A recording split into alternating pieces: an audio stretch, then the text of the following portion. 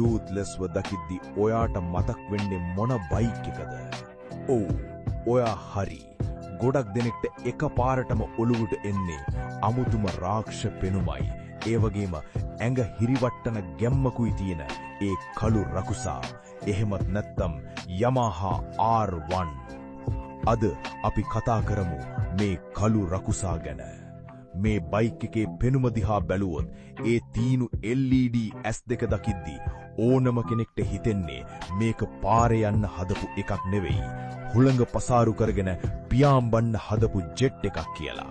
මේක නිකම්ම බයික් එකක් නෙවෙයි, මෝටෝ GP පිටියෙන් පාරට ආපු නියම රේසිං DNA තියෙන රකුසෙක්. මේ රකුසාගේ හදවත වෙන්නේ 998cc ක්‍රොස් ප්ලේන් 4 සිලින්ඩර් එන්ජිම. මේකේ එන ඒ සුවිශේෂී ස්ක්‍රීම් එක, එහෙමත් නැත්නම් සද්දේ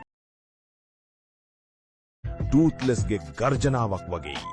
අශ්වබල 200කට ආසන්න ජවයක් තියෙන නිසා ඇක්සලරේටර් එක පොඩ්ඩක් කරකවනකොටත් ඔයාට දැනෙයි ඇත්තටම ඩ්‍රැගන් කෙනෙක් පිටේ යනවා වගේ හැඟීමක්. වේගය විතරක් නෙවෙයි, ආරක්ෂාව අතිනුත් මේක සුපිරි.